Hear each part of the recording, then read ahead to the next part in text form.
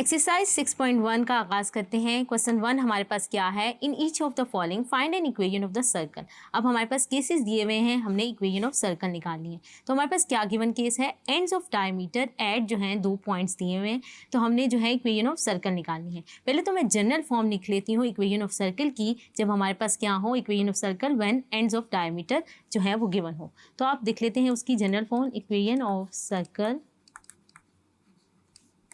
When ends of diameter are given, तो वो मेरे पास क्या होगी, x minus x1 x minus x2 plus y minus y1 y minus y2 equal to 0। ये हमारे पास जनरल इक्वेशन है। अब हमारे पास पॉइंट्स दिए हुए हैं, तो आप देख सकते हैं मैं इनको क्या लिख सकती हूँ, ये मेरे पास क्या है x1 और ये मेरे पास क्या है y1। इसी तरह ये मेरे पास क्या है x2 y2। तो यहाँ से मेरे पास x1 जो आ जाएगा क्या है, मैं पुट कर देती हूँ x माइनस x1 मेरे पास क्या है -3 और x माइनस x2 मेरे पास क्या है 5। तो मैं यहाँ से पॉइंट्स को पुट कर रही हूँ। y माइनस y1 क्या है 2 और y2 मेरे पास क्या है -6, यहाँ पे पुट कर देते हैं।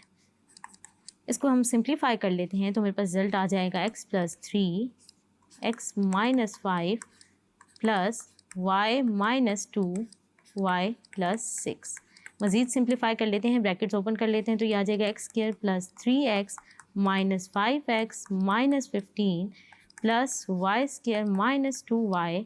अब मल्टीप्लाई करने हैं ब्रैकेट्स को, ये क्या आ जाएगा plus 6y minus 12 equal to 0। तो यहाँ से क्या करते हैं x square plus y square combine कर लेते हैं, ये क्या आ जाएगा माइनस 2x और यहाँ से क्या आ जाएगा प्लस 4y और माइनस 15 माइनस 12 मेरे पास क्या आ जाएगा, मेरे पास -27 इक्वल टू 0। तो हमारे पास ये क्या आ जाएगा, ये जनरल इक्वेशन आ गई है सर्कल की, जब हमारे पास एंड्स ऑफ डायमीटर गिवन थे। होप सो आपको ये क्वेश्चन समझ आया होगा। Thank you.